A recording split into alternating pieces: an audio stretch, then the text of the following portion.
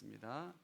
출애굽기 20장 1절부터 17절까지 말씀을 저와 여러분이 교독하도록 하겠습니다.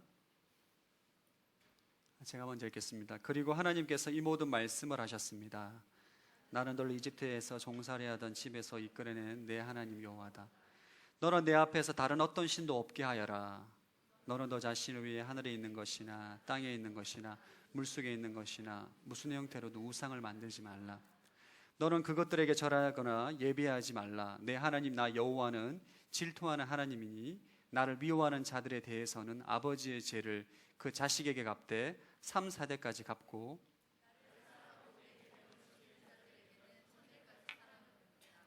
너는 내 하나님 여호와의 이름을 함부로 들먹이지 마라. 여호와는 그 이름을 헛되게 받고 함부로 들먹이는 자들을 죄 없다 하지 않으실 것이다.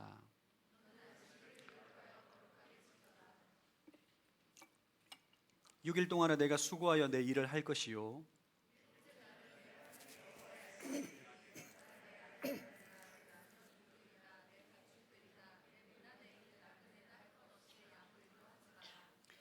여호와가 6일 동안 하늘과 땅과 바다와 그 안에 있는 모든 것을 만들고 일곱째 날에는 쉬었기 때문이다.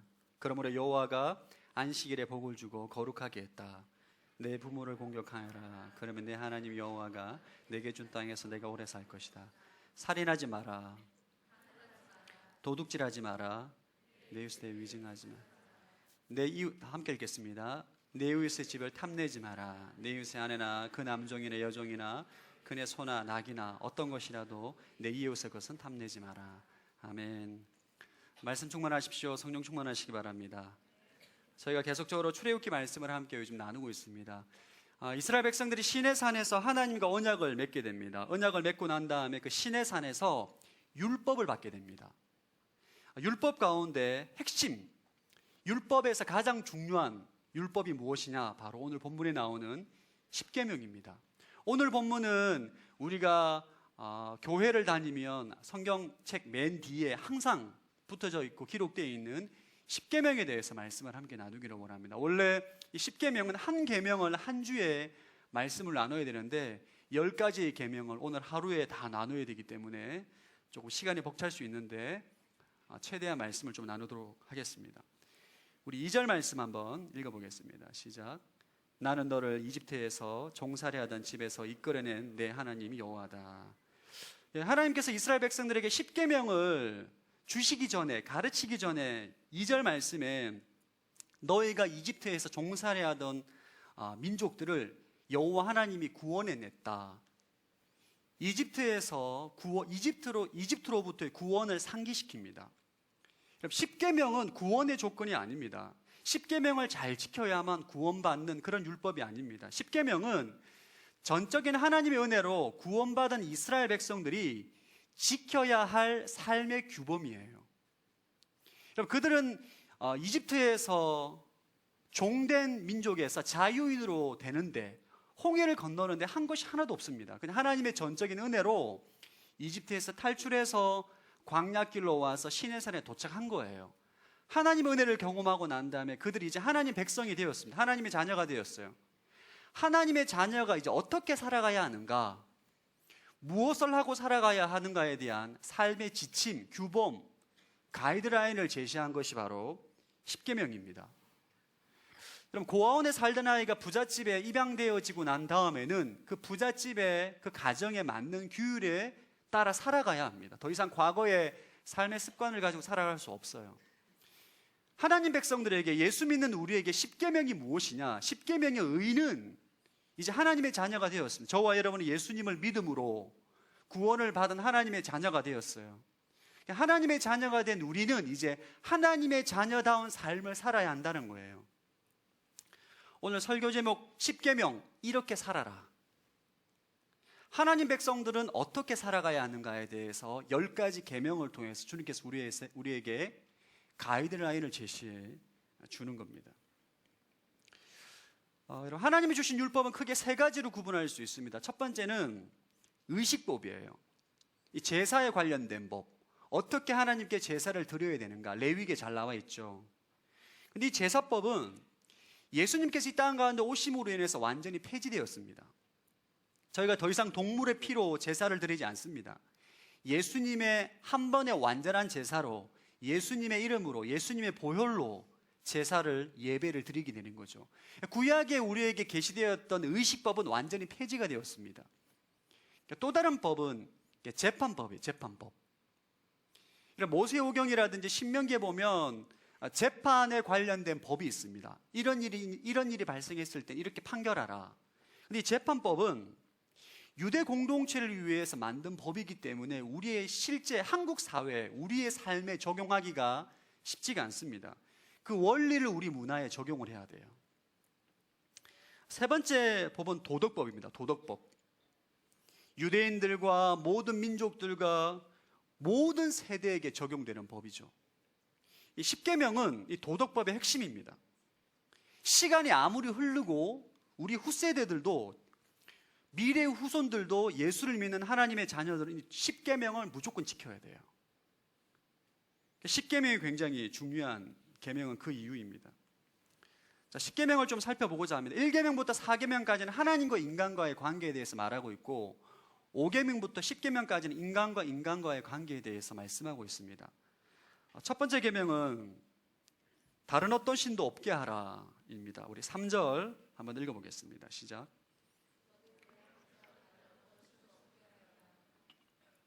예, 너는 내 앞에서 다른 어떤 신도 없게 하라. 오직 하나님만 예배하고 하나님만 의지할 것을 요구하십니다. 예배를 드릴 때 예배의 대상은 오직 하나님 한 분만이라는 것을 우리에게 가르쳐주고 있는 거죠. 너는 전심으로 마음을 다해서 하나님만 사랑하라. 여러분, 하나님만 사랑하라는 거예요. 하나님만. 결혼한 부부가 배우자 이외에 다른 이성에게 관심을 가져서는 안 됩니다. 오직 남편은 아내에게, 아내는 남편에게 평생을 헌신해야 되는 것이 결혼 관계이죠. 우리와 하나님과의 관계가 그와 같습니다. 하나님 외에는 다른 우상에게 관심 갖지 말라는 거예요. 1계명, 10계명 가운데 이것이 1계명입니다. 너무너무 중요한 계명이에요. 하나님만을 사랑하라. 우리의 문제는 무엇이냐? 여러분, 하나님만 사랑하는 것이 아니라 하나님 플러스 알파를 사랑하는 것이 우리의 문제입니다. 이스라엘 백성들이 역사를 보면 우상 숭배를 했다라는 말이 굉장히 많이 나옵니다. 이스라엘 백성들이 우상 숭배 때문에 망하게 되죠. 이스라엘 백성들이 행한 우상 숭배는 여호와 하나님을 버리고 바알이라든지 아세라 우상을 섬긴 것이 아닙니다. 그들의 문제는 뭐냐면 하나님도 섬기고 바알도 섬기고, 하나님도 섬기고 아세라도 섬기고, 하나님도 섬기고 몰렉도 섬기는 거예요. 남편이 있음에도 불구하고 다른 남자와 함께 동시다발적으로 관계를 가지는 행위, 이것이 성경에서 말하는 우상숭배입니다. 1계명을 어긴 거죠. 예수 믿는 우리의 신앙생활도 마찬가지예요. 여러분이 예수를 믿고 신앙생활하면서 하나님도 의지하고 다른 것도 의지할 때 문제가 생기게 됩니다. 오늘날 현대인들에게 가장 문제가 되고 있는 우상이 바로 돈입니다. 돈.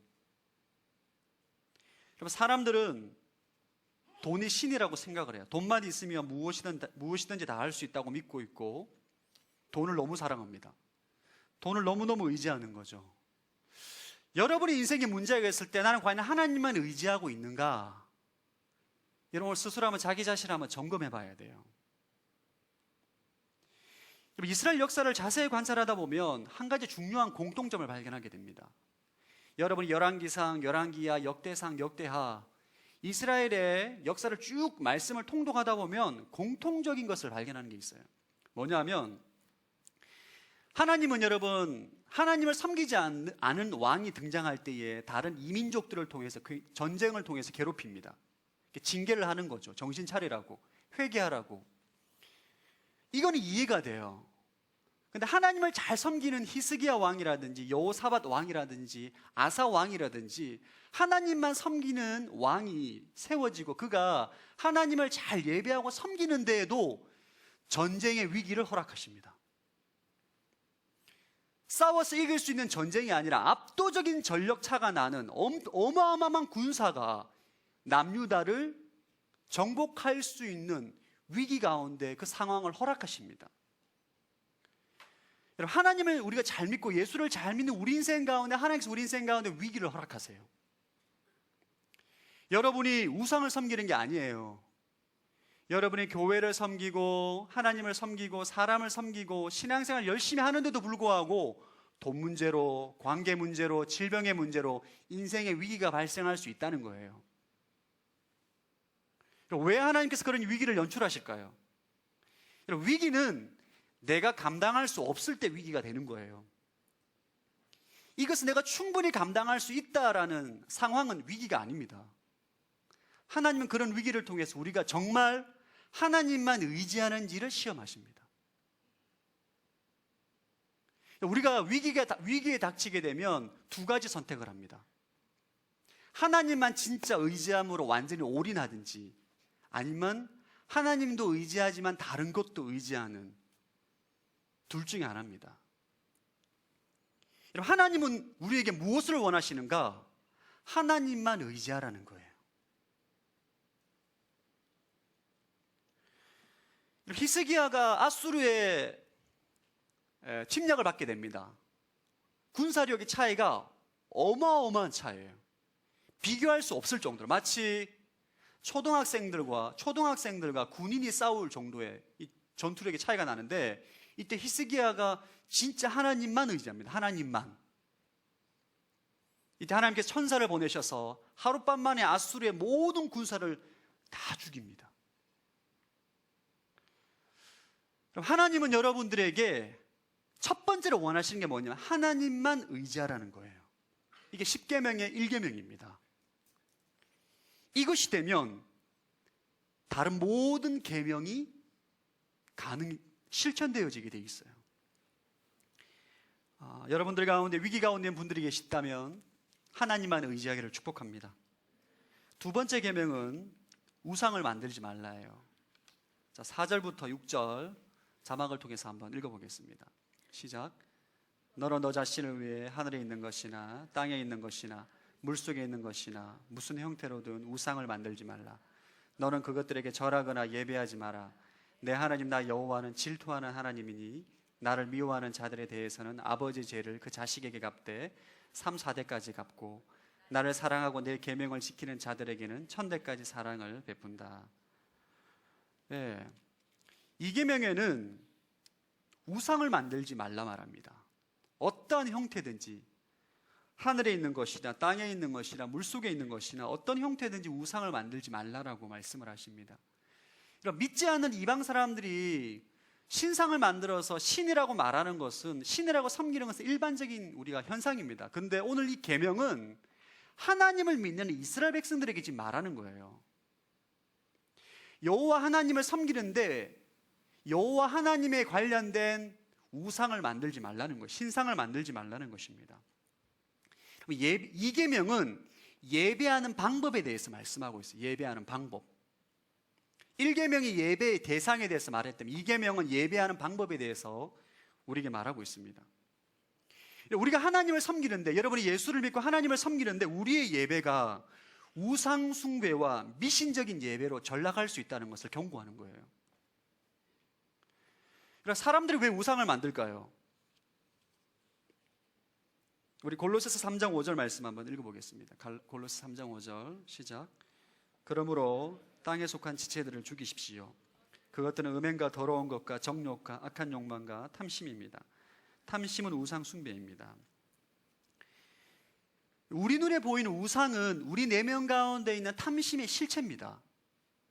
여러분 내면 가운데 있는 탐심의 실체가 우상의 형상으로 드러나는 거예요.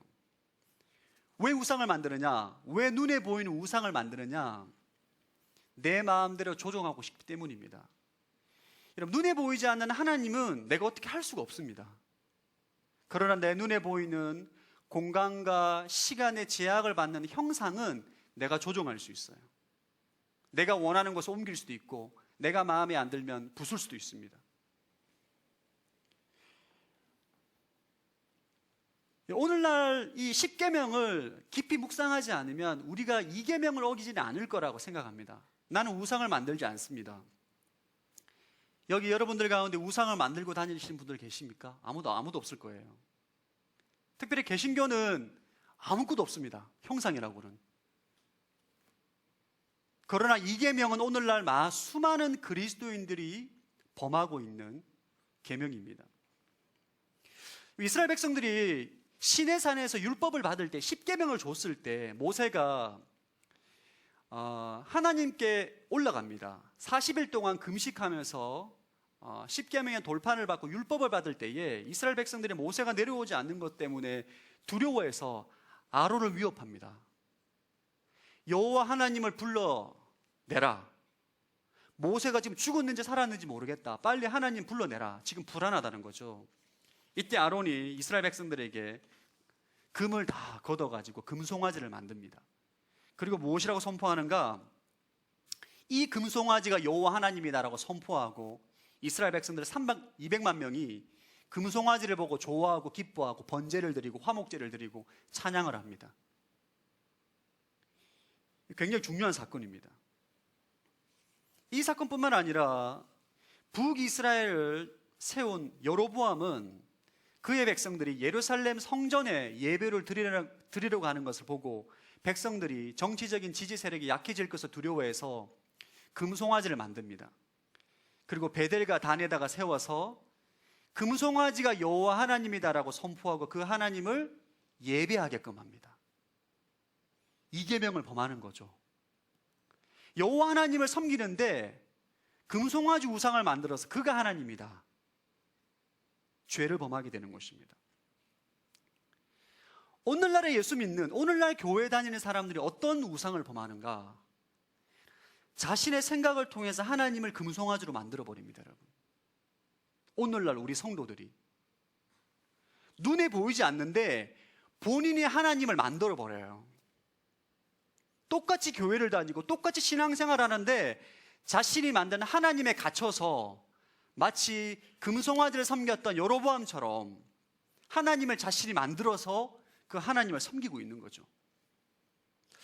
제가 알고 있는 지체 한 명이 있는데 이 자매는 제가 보기에는 금송아지를 섬기고 있는 것 같아요. 그는 늘 사랑의 하나님이라고 말합니다. 이 지체가 무슨 말을 하느냐면 하나님은 사랑의 하나님이기 때문에 내가 원하지 않는 건 절대 시키지 않는다라고 말합니다. 할렐루야. 그 자매는 공동체에서 어떤 것을 말해도 무엇을 말하느냐? 하나님은 나를 사랑하시기 때문에 내가 원하는 것을 절대 시키지 않아.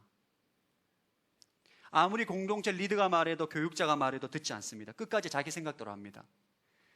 그녀는 자신의 생각이라고 생각하지 않고 하나님의 뜻이라고 생각을 합니다. 자신이 늘 하나님 음성을 들었고 성령이 충만하다고 하고 인생에 문제가 없다고 말합니다. 근데 문제는 그 사람으로 인해서 공동체 모두가 어렵다는 거죠. 그 자매를 주의 깊게 관찰하다 보면 제가 믿는 하나님과 그 자매가 믿는 하나님이 너무 달라요. 내가 믿는 하나님은 주님 말씀하시면 내가 원하지 않아도 복종해야 됩니다. 내가 믿는 하나님은 그런 분이세요. 근데 그녀의 하나님은 그렇지 않습니다.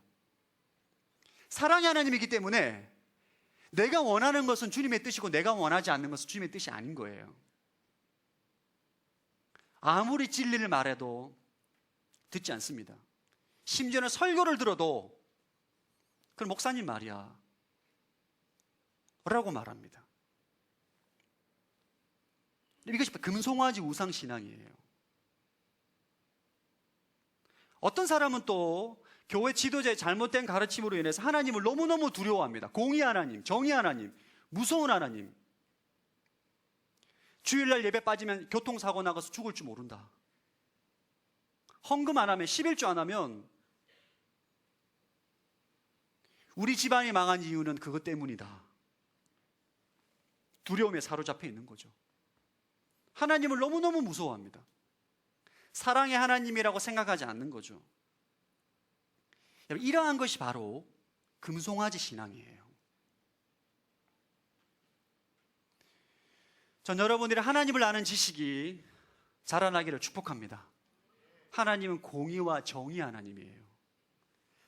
여러분, 하나님 말씀이라면 하나님은 여러분 성경에 나와 있는 하나님을 믿어야 돼요. 말씀으로 계시하시고 이 땅 가운데 육신의 몸으로 오신 예수 그리스도가 하나님이십니다. 그분을 섬겨야 되는 거예요. 여러분의 생각으로 만든 금송아지 신앙을 가지고 있는 특징 중에 두 가지는 첫 번째 변명, 두 번째 자기 합리화입니다. 누가 뭔 말을 해도 늘 자기 합리화를 합니다. 절대 순종하지 않습니다. 전 여러분들이 우상을 만들지 않는 인생이 되길 축복합니다. 주님 말씀하시면 순종하는 거예요, 그냥. 할렐루야. 세 번째 계명, 여호와 이름을 함부로 들먹이지 마라. 7절 말씀 한번 읽어보겠습니다. 시작. 너는 내 하나님 여호와 이름을 함부로 들먹이지 마라.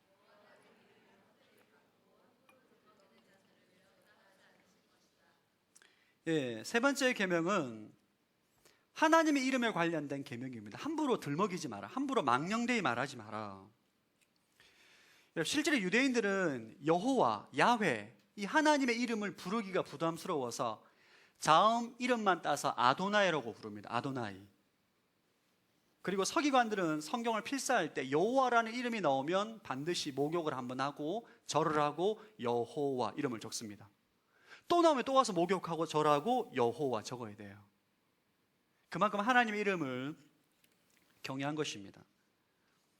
이름을 존귀하게 대한다는 것은 그 사람의 존재를 존귀하게 대하는 것입니다.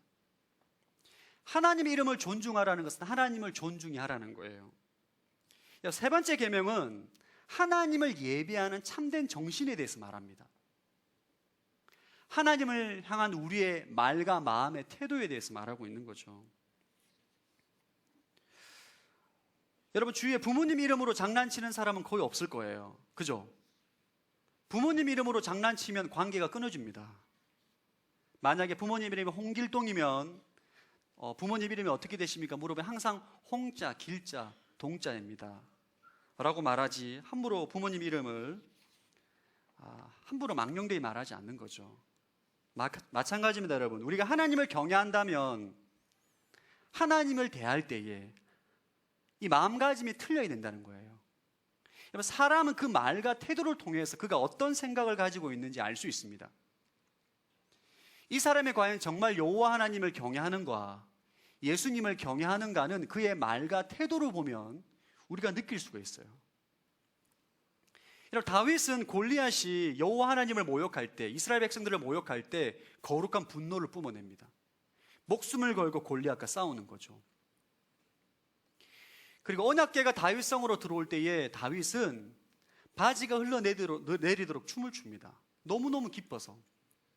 체면을 따지지 않는 거죠. 왜? 그의 마음 안에 하나님을 진심으로 경외하는 마음이 있기 때문입니다. 어찌 그런 사람을 하나님께 사랑하지 않을 수 있겠어요? 세 번째 계명은 여러분의 마음과 여러분 언어와 행동으로 하나님을 경외하는 마음을 가지고 예배하라는 것입니다. 할렐루야. 여러분들이 지금 제가 제 말을 듣는 게 아니고 하나님 말씀을 듣는 눈빛을 보면 알 수 있어요. 얼마나 하나님의 진리를 사모하는지 사모하지 않는지 저를 잘 봐주시기 바랍니다. 눈꺼풀이 내려오시는 분들 제가 머릿속에 기억하겠습니다. 하나님을 대할 때 경외하는 마음으로 대하라는 것입니다. 네 번째 계명, 안식일을 거룩히 지키라. 8절에서 10절 말씀 한번 읽어보겠습니다. 시작. 너는 안식일을 기억하여 거룩하게 지켜라. 6일 동안은 내가 수고하며 내 일을 할 것이요, 일곱째 날은 내 하나님 여호와의 안식일이니 너나 내 아들 딸이나 내 남녀 종들이 내 가축들이나 내 문 안에 있는 나그네나 할 것 없이 아무 일도 하지 마라. 11절도 한번 읽어보겠습니다. 여호와가 6일 동안 하늘과 땅과 바다와 그 안에 있는 모든 것을 만들고 일곱째 날에는 쉬었기 때문이다. 그러므로 여호와가 안식일에 복을 주고 거룩하게 했다. 여러분, 안식일을 거룩히 지키라 말씀하십니다. 6일 동안 열심히 일을 하고 7일째 안식하라는 거죠. 하나님 그 시간을 구별했다. 여러분, 하나님 안식을 창조하셨습니다. 시간을 창조한 거예요. 시간을 구별하고 그 시간을 통해서 하나님을 예배하는 안식이라는 시간을 창조하셨어요. 그래서 하나님 백성은 안식일을 지키는 사람들입니다. 여러분, 안식일을 지키는 것은 하나님 백성의 표시예요. 여러분, 주일날 교회 와서 예배드리고 하나님을 찬양하고 기도하고 주의 말씀을 듣는 것이 하나님 백성, 언약 백성의 특징이라는 거예요. 청년들 가운데 이런 질문을 하시는 분들이 계십니다. 목사님, 율법의 안식일은 토요일인데 왜 그리스도인들은 일요일 날 예배를 드립니까? 묻는 분들이 계세요. 왜 우린 주일을 안식일로 지키는 거죠? 구약의 율법은 토요일이 안식일이 맞습니다. 지금도 유대교와 제7일 안식교는 토요일 날 예배를 드립니다. 우리는 주일을 안식일로 여기고 주일날 예배를 드리게 되는 거죠. 왜 그런가? 왜 우리는 주일을 안식일로 지키는가? 예수님께서 그렇게 하셨기 때문입니다. 예수님이 십자가에 죽으시고 3일 만에 부활하신 그날이 바로 안식 후 첫날이에요. 지금으로 말하면 주일. 예수님이 주일에 부활하심으로 안식일의 변화가 생깁니다. 이것은 마치 제사 제도의 변화와 동일해요. 구약에 예수님이 이 땅 가운데 오시기 전에는 소와 양과 염소로 제물의 피를 통해서 제사를 드리게 됩니다. 그런데 예수님께 이 땅에 오셔서 십자가에 죽으시고 부활하시고 제사 제도가 바뀝니다. 더 이상 동물의 피로 제사를 드리는 것이 아니라 예수 그리스도의 보혈로 제사를 드리게 되는 거죠. 안식일도 이와 동일해요. 주님의 부활로 안식일이 바뀌어집니다. 이 사도행전에 보면, 여러분, 사도행전에 보면 안식일의 개념이 점점점 바뀌는 것을 보게 돼요. 완전히 달라지게 됩니다. 기존의 안식일은 안식일 날 쉼을 가지고 휴식을 취하고 그런 안식일이었던 개념이 사도행전에 보면 예수님의 부활 사건 이후로 안식일의 개념이 완전히 달라지게 되는 것을 보게 돼요. 자, 사도행전 13장 42, 44절 자막을 통해서 크게 한번 읽어보겠습니다. 시작. 바울과 바나바가 회당에서 나오는데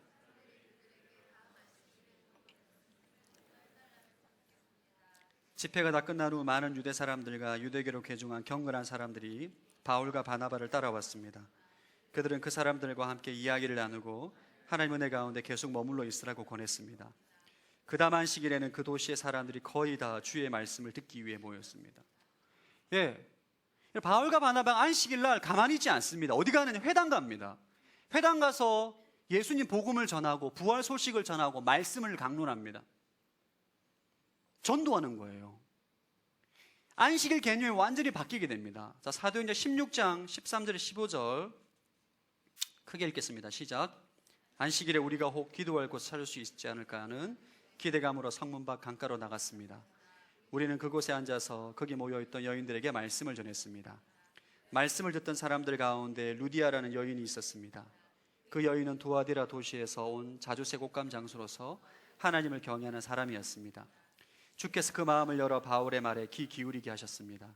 루디아는 그 집안 식구들과 함께 세례를 받고 저를 참된 신자로 여기신다면 제 집에 오셔서 머물러 주십시오 하고 간청하면서 우리를 자기 집으로 데리고 갔습니다. 바울 일행이 안식일날 기도할 곳을 찾다가 루디아를 만나게 됩니다. 루디아에게 복음을 전하고 그날 세례를 줍니다. 가족들 모두에게. 예수님 부활 사건 이후로 이 안식일의 개념이 완전히 바뀌게 돼요.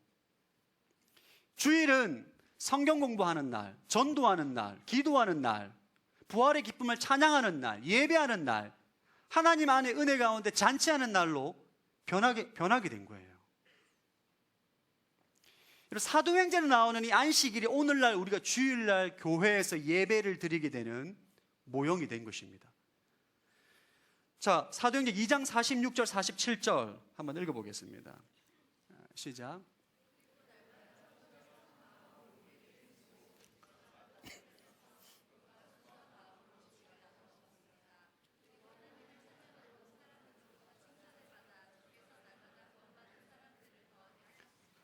주일은 이제 모이기 힘써서 말씀을 나누고 서로를 위해서 기도하고 축복하고 전도하고 노방전도하고 사람들 봉사하고 헌신하는 날이 예수 그리스도로 말미암아 변하게 된 안식일이에요. 할렐루야. 그래서 우리가 모인 거죠. 모여서 같이 예배드리고 기도하고 찬양하고 순모임 때 은혜를 나누고 사랑을 나누고 기도를 나누고 전도하러 나가고 봉사하러 나가고, 이것이 바로 신약의 안식일입니다. 이렇게 질문하시는 분들이 계세요. 목사님, 주일에 너무 힘듭니다. 주님을 섬기느라 토요일 날 쉬십시오. 할렐루야. 주일 날 교회 오실 때 토요일 날 푹 쉬고 오십시오. 주일 날 친구들과 너무 논다고 지쳐서 늦게까지 놀고 주무시고 교회 오지 마시고 토요일 날 충분히 안식을 취하시고 주일 날 와서 주님을 예배하고 전도하고 섬기는 여러분들 되길 축복합니다. 이것이 바로 신약의 안식일이에요. 저는 안식일이기 때문에 그냥 예배만 딱 드리고 집에 가야 돼요. 경건한. 이게 경건한 걸로 착각하고 계신 분들 생각을 바꾸시기를 축복합니다. 주일날 전도해야 돼. 전도. 할렐루야. 사람들 만나 복음을 전하고 기쁨의 소식을 전하고 예수님께서 부활하셨습니다라는 사람들에게 증거하는 것이 바로 안식일인 것입니다. 오늘 10개의 계명을 다 해야 되기 때문에 제가 너무 마음이 급합니다. 이제 4계명까지밖에 못했어요. 아직까지 6개가 남았습니다. 지루하지 않죠? 오늘은 설교가 좀 지루한 것처럼 10계명을 다 해야 되기 때문에 어떻게 할 수가 없습니다. 5번째 계명, 부모를 존경하라. 12절 말씀 읽어보겠습니다. 시작.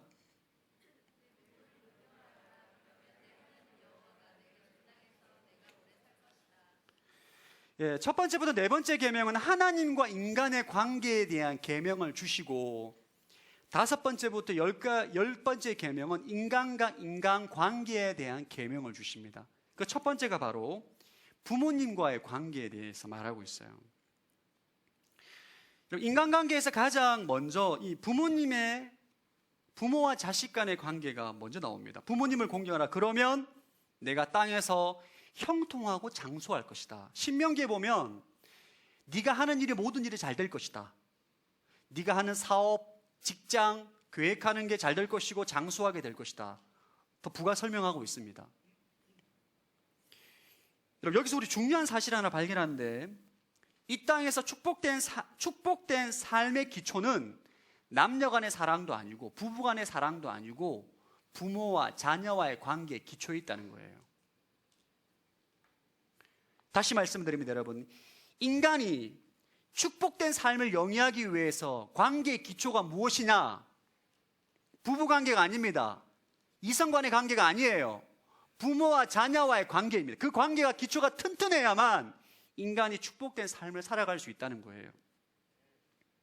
왜냐하면 부모와 자녀와의 관계가 무너지게 되면 가정이 깨지게 됩니다.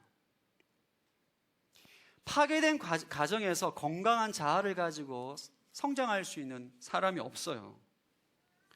또 인간은 부모를 통해서 순종을 배우게 됩니다. 권위자에 대한 순종을 배우게 돼요. 부모님에게 상처를 많이 받은 사람은 권위자를 어려워합니다. 특별히 리더를 어려워해요. 순종하는 것을 어려워합니다. 그리고 하나님 말씀에 순종하는 것이 힘듭니다.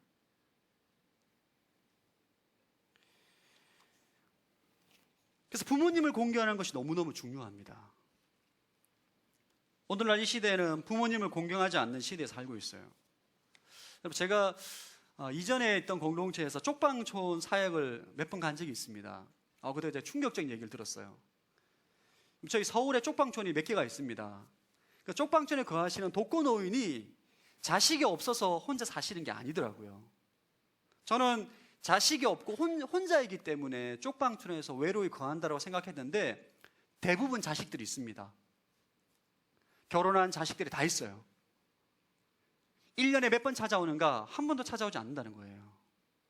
더 충격적인 것, 할머니가 종이박스를 주워가지고 아주 오랫동안 모은 돈 수백만 원을 아파트에 잘 살고 있는 아들이 와서 가져갔다는 거예요. 오늘날 현실입니다, 여러분. 여러분들이 어떻게 하면 하나님께 복을 받을 수 있는가? 부모님을 공경할 때예요. 할렐루야. 반드시 기억하십시오, 여러분. 부모님을 공경할 때 우리가 하나님의 축복을 이 땅 가운데 받을 수 있다는 것을 반드시 기억하셔야 돼요. 오늘 여러분이 적용할 수 있는 3가지 실천 사항을 알려드리겠습니다. 첫 번째, 말과 태도로 부모님을 존경하십시오. 싸우지 마십시오. 부모님에게 말대꾸하지 마시고, 부모님이 좀 어리석어 보이고 수준이 낮아 보여도 그분을 존경하시고 말과 태도와 행동으로 존경하라는 거예요. 두 번째는 부모님 말씀에 순종하십시오. 세 번째, 부모님이 나이가 들었을 때 경제적으로 부양하십시오. 이것이 부모님을 공경하는 것입니다.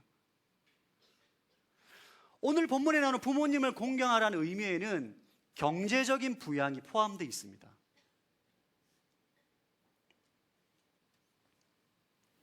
여러분들 가운데 이 말씀대로 실천하기를 축복합니다.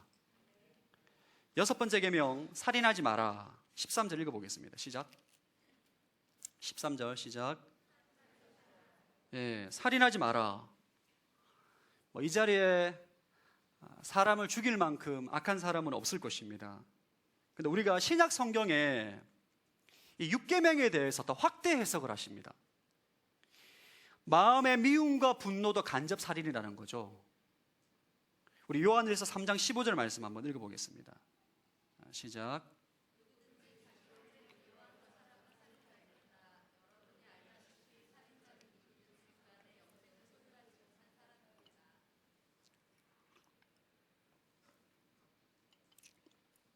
형제를 미워하는 사람은 살인자다. 신약 성경은 우리에게 충격적인 것을 말합니다. 외형적으로 사람을 죽이고 때리고 폭행을 가한 것이 아니라 우리 마음 가운데 미움과 분노를 가지고 있는 그 마음 자체가 죄라는 거예요. 죄. 여러분 기억하셔야 돼요. 우리가 다른 사람을 미워하고 분노하는 그 감정이 하나님 보시기에 죄라는 거예요. 분노와 미움의 감정은 마치 산불을 일으키는 작은 성냥불과 같습니다. 거대한 산에 작은 성냥불 하나가 온 산을 태우듯이 우리 마음 가운데 있는 미움과 분노의 작은 감정이 우리 마음을 다 태워버립니다. 우리 마음을 지배해버려야 돼요. 이 감정을 조기에 진압해야 됩니다. 여러분. 조기에. 무더운 여름날에 여러분 안방에 똥덩어리가 있다고 생각해 봅시다. 할렐루야. 똥덩어리가 있다 생각해 봅시다. 이만하다고 생각해요. 무더운 여름날에 똥덩어리에서 그 집안에 똥냄새가 가득할 것입니다. 죄송하지만 제가 비유를 들겠습니다. 똥파리가 막 수십 마리가 똥 주위에 막 소리를 내면서 막 똥을 먹고 있을 거예요. 모기도 달라오고 바퀴벌레도 오고. 냄새와 모든 벌레를 없애려면 어떻게 해야 됩니까, 여러분? 여러분이 파리치로 아무리 똥파리를 잡고 에프킬레를 뿌려도 소용없습니다. 똥냄새 사라지지 않습니다. 어떻게 해야 돼요? 똥을 치워야 돼요. 빨리 똥을 치워야 됩니다. 여러분 안에 있는 분노와 미움의 감정을 조기에 처리해야 돼요. 그러지 않으면 여러분의 마음이 지배를 당하게 됩니다. 미워하는 마음이 커지고 분노하는 마음이 불이 일어나가지고 여러분 안에 있는 모든 마음이 그 사람을 정죄하고 판단하는 거죠. 이런 미움과 분노를 묵상하지 않기를 축복합니다. 저를 하면 나는 무협영화의 주인공이 아니다. 여러분 무협영화 주인공 아닙니다. 그 분노와 미움을 하루 종일 묵상하고 복수의 칼날을 갈고 무엇을 하든지 복수의 때만 기다리고 있는 무협영화 주인공이 아니에요. 우리 마음 가운데 미움과 분노를 죄라는 것을 인식하고 회개하고 용서해야 됩니다. 결단해야 돼요. 여러분들 가운데 회개하시고 용서하시는 축복이 있기를 바랍니다. 7번째 계명, 간음하지 마라. 14절 한번 읽어보겠습니다. 시작. 간음하지 마라. 굉장히 짧은 구절입니다. 얼마 전에 여러분 간음하지 말라가 헌법재판소에서 위헌이라는 판정이 나왔습니다. 이제는 대한민국에 결혼한 사람이 유부남이 다른 유부녀와 정을 나눠도 더 이상 죄가 아닌 사회가 되었습니다. 그리고 성경은 말합니다. 간통은 죄다. 여러분, 예수님은 이 간통에 대해 더 확대해서 우리에게 말씀하고 있는데 마태복음 5장 28절 한번 읽어보겠습니다. 시작. 그러나 나는 너에게 말한다. 여자를 음란한 눈으로 바라보는 사람은 누구든지 이미 마음으로 간음죄를 지은 것이다. 여자를 음욕을 품고 음란한 눈으로 바라보는 것은 간음이라는 거예요. 여기서 음란한 눈으로 바라본다는 것은 성에 대한 호기심이나 충동적으로 바라보는 것을 말하는 것이 아닙니다. 구체적인 하나의 계획을 의미하는 거예요. 비합법적인 방법으로 성적인 대상을 자신의 것으로 소유하고 싶은 마음으로 마음 가운데 계획을 꾸미는 것. 다윗처럼 밧세바를 취하기 위해서 계획을 꾸미는 것. 이것이 간음이라는 거예요. 오늘 제가 사실 좀 나누고 싶은 주제는 이 7계명을 좀 많이 나누고 싶은데 시간적인 한계가 있기 때문에 길게 나누지 못할 것 같습니다. 여기 모여 계시면 대부분이 미혼 청년입니다. 결혼하지 않았죠. 여러분들은 지금 하나님께서 허락하신 성을 마음껏 누릴 수가 없습니다. 왜냐하면 성은 부부들에게 주신 선물이기 때문인 거죠. 여러분은 절제하고 참아야 돼요. 굉장히 많은 시험과 유혹이 있는 시기입니다. 게다가 오늘날 이 시대는 너무너무 음란해요. 여러분이 인터넷과 핸드폰에 클릭 한 번만 하면 어마어마한 음란물이 쏟아져 나옵니다. 요즘 초등학생들도 그 음란물에 중독되었다는 뉴스가 종종 올라오고 있는데 충격적인 거죠. 여러분, 청년의 때에 음란물을 보는 것도 결코 간음에서 자유로울 수가 없습니다. 여러분, 제 친구들은 건축하는 친구들이기 때문에 얼마 전에 결혼식 갔는데 저한테 그러더라고요. 형님, 웹하드 있으면 저한테 주시라고. 20기가 모아놨다고. 무슨 자료인데 물어보니까 음란물인 거죠. 음란물. 서로 공유하더라고요. 제가 이제 예수를 믿지 않는 친구들이기 때문에 특별하게 말을 해봤자 소용이 없기 때문에 그냥 가만히 있는 거죠. 오늘날 음란물에 중독되어 있는 사람이 너무너무 많습니다, 여러분. 이 간음이라는 거예요. 이게 심각한 문제입니다, 여러분. 음욕을 품고 바라보는 것, 그 죄라는 거죠. 여러분들이 이 땅 가운데 순결한 하나님의 사람으로 살아가기 위해서는 무엇이 죄인지 죄가 아닌지를 분별해야 돼요. 그리고 이 시대는 혼전 순결을 무가치한 것으로 여기는 사회가 되었습니다.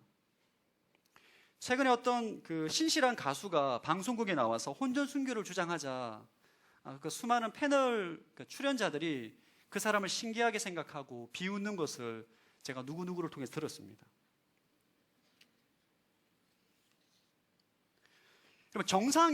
비정상이 워낙 많으니까 정상을 보고 비정상이라고 말하는 거죠. 이 사회가. 결혼하기 전에 아기를 가지는 것은 혼수장만이라고 말하는 사회가 되었습니다. 더 이상 부끄러워하지도 않아요. 예수님이 그것에 대해서 말씀합니다. 죄라는 거예요. 여러분, 성은 하나님이 결혼한 부부에게 허락하신 선물입니다. 결혼이라는 울타리 안에서 사용할 수 있는, 누릴 수 있는 축복인 거예요. 울타리를 넘어가게 되면 엄청난 상처를 받게 됩니다. 제가 얼마 전에 지난번에 여러분 화장실 청소를 제가 한 적이 있는데 락스를 너무 많이 사용했어요. 여러분, 밀폐된 공간에 락스를 20분간 청소하면 머리가 어지럽습니다. 눈이 아파요. 해보신 분 아실 거예요. 그래서 여러분, 머리가 아프고 또 눈도 아파서 만약에 저 락스가 눈에 들어가면 끔찍하겠다라는 생각이 들더라고요. 여러분, 락스가 눈에 들어가면 어떻게 될 것 같아요? 눈에 들어가면 마찬가지입니다. 성도 마찬가지예요. 하나님께서 허락하신 울타리를 넘어가면 끔찍한 일이 발생합니다. 청년들이 모릅니다. 하나님께서 허락하신 성의 울타리를 넘거나 성적 타락이 일어나게 되면 여러분, 락스가 눈에 들어간 것 같은 끔찍한 상처를 받게 되는 거예요. 손 잡으시면 결혼하십시오. 할렐루야. 너무 오래 참지 마시고 여러분, 청년의 혈기왕성하실 때 손 잡고 결혼하십시오. 여러분, 청년의 때에 성적인 범죄는 여러분의 영혼을 파괴시키고 가정을 파괴시키고 사회를 파괴시킵니다. 성적 순결을 지키기를 축복합니다. 아멘. 너무너무 중요한 거예요, 여러분. 여러분의 나이대에 이게 너무너무 유혹이 힘듭니다. 저도 그 시간을 겪었기 때문에 잘 알고 있죠. 그렇기 때문에 빨리 결혼하십시오. 빨리 결혼하시되 결혼하기 전까지는 성적인 순결을 온전히 지키시기를 축복합니다. 여러분을 보호하는 거예요. 8번째 계명, 도둑질하지 마라. 15절 말씀 읽어보겠습니다. 시작. 예, 도둑질하지 마라. 예, 이렇게 힘든 설교는 처음입니다. 너무 기네요, 진짜. 그래도 여러분, 이게 10계명 설교가 뭐 자주 할 수 있는 게 아니기 때문에 제가 50분 내로 끝마치도록 하겠습니다. 요즘 설교가 길어가지고 제가 여러분, 도둑질하지 말라. 요즘 여러분들 가운데 물질적인 도둑질을 하지 않을 거예요. 그러나 저희 여러분들에게 몇 가지 성경에서 말하고 있는 도둑질에 대해서 말씀드리겠습니다. 부정직한 상거래 도둑질입니다. 여러분, 장사를 하거나 사업을 하는데 남을 속이는 거 도둑질이라고 말하고 있어요. 관련 성경 구절은 읽지 않겠습니다. 돈을 빌리고 난 다음에 갚지 않는 거 도둑질입니다. 성경에서 말합니다. 그 도둑질이라는 거예요. 너희가 사랑의 빛 외에는 아무것도 지지 말라 말씀하고 있고, 고용인의 싹을 떼어 먹는 자본주의 행위 도둑질입니다. 사장이 직원들에게 월급을 주지 않는 거 도둑질이라는 거예요. 높은 이자로 돈을 빌려주고 부를 획득하는 것 도둑질입니다. 성경에서 명확하게 말하고 있어요. 요즘 살인적인 이자를 통해서 부를 획득하는 것 성경적으로 볼 때 도둑질입니다. 죄입니다. 5번째, 부당한 뇌물을 받는 것 도둑질이라는 것을 반드시 기억하시기 바랍니다. 9번째, 계명, 이웃에 위증하지 마라. 16절 한번 읽어보겠습니다. 시작. 예, 위증하지 말라. 거짓 증거하지 말라. 여러분, 여기서 거짓 증거는 법정에서 하는 증거입니다. 혀를 통해서 짓는 죄를 말하는 거예요. 우리가 혀로 죄를 짓기가 제일 쉽습니다. 구약에 보면 아합이 나붓의 포도원에 탐이 나서 아합의 아내 이세벨이 거짓 증인을 세워가지고 나붓을 돌로 쳐 죽입니다. 왕과 하나님을 저주했다. 그리고 포도원을 빼앗습니다. 하나님 보시기에 아주 악한 죄라는 거예요. 여러분들이 교회 공동체 안에서 무고하게 남에 대해서 비방하거나 헛소문을 유포하거나 남에 대해서 파괴적인 비판을 하거나 지나친 과장과 아첨도 위증에 해당됩니다. 여러분, 입술로 죄를 범하지 않기를 축복합니다. 저도 이 입술로 죄를 범할 때가 많기 때문에 너무너무 경계합니다. 얼마 전에 타진요라는, 여러분 타진요 사건 아시죠? 가수 타블로가 스탠포드 대학교를 나왔다는데, 졸업했다는데 안 믿는 거예요. 아니, 학교에서 졸업했다는데, 아니, 학교에서 졸업장을 보여줘도 경찰에서 졸업했다는데 안 믿어요. 안 믿어. 황당한 거죠, 여러분. 황당해. 거짓말하는 자는 마귀의 자식입니다. 하나님의 사람은 정직합니다. 여러분들 가운데 거짓말로 계속 저를 범하고 있다면 여러분, 주님 앞에 심각하게 기도하고 회개함으로 기도하셔야 돼요. 하나님의 사람은 내가 손해를 보더라도 정직해야 됩니다. 할렐루야. 하나님 백성들의 특징이에요. 거짓말할 줄 모르는 거. 조금만 거짓말은 얼굴이 붉어지고 이상하고, 이게 정상입니다. 마지막 10번째, 이웃의 집을 탐내지 마라. 17절 한번 읽어보겠습니다. 시작.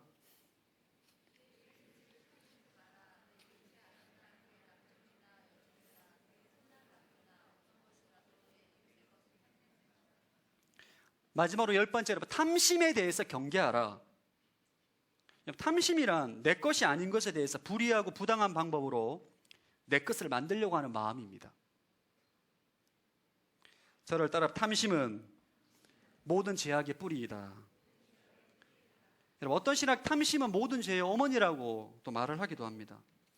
탐심이 있기 때문에 우리가 살인하고 도둑질하고 간음하고 우상 숭배하게 되는 것입니다. 탐심은 성경에서 가장 경계하고 있는 죄가 바로 탐심이에요. 탐심을 다루지 못하면 1계명부터 9계명까지 다 죄를 범하게 됩니다.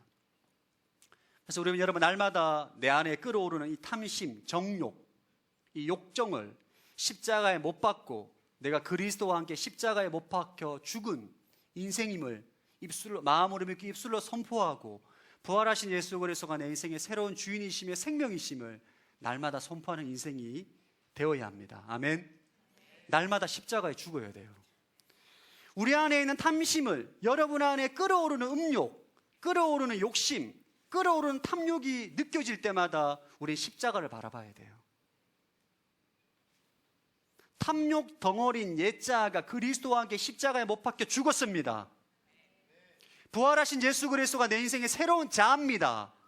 마음으로 믿고 입술로 선포할 때에 우리 내면 가운데 있는 모든 탐심이 사라지게 되는 줄로 믿습니다. 십계명은 우리를 속박하는 계명이 아닙니다. 하나님의 자녀가 행복하게 살아갈 수 있는 비결. 십계명이란 말보다는 이 땅 가운데 행복한 삶을 누릴 수 있는 10가지 비결이라는 게 더 어울리겠죠. 하나님의 사람이, 하나님의 자녀가 구원받은 백성 이 땅 가운데 풍성하고 하나님의 복을 누리고 그리스도 안에 있는 모든 자유함을, 풍성함을 누릴 수 있는 비결은 하나님께 제시하신 10가지 가이드라인을 지키는 거예요. 여러분, 하나님 여러분 지킬 수 있는 것을 주셨을까요? 없는 걸 주셨을까요? 그리스도 안에서 충분히 지킬 수 있습니다. 할렐루야. 충분히 계명을 실천하시고 지킬 수가 있어요. 하나님 말씀에 순종하는 저와 여러분이 되기를 주의 이름으로 축복합니다. 아멘. 우리 오늘 이 찬양을 함께 부르면 좋을 것 같아요. 달고 오묘한 그 말씀 찬송가인데 오늘 여러분 10가지 십계명 10가지 말씀을 기억하십시오. 기억하시고 여러분 삶의 현장에서 하나님이 제시하신 그 말씀에 온전히 순종하는 삶을 살겠습니다. 결단하는 마음으로 이 찬양 함께 부르고 나아가겠습니다. 오묘한 그 말씀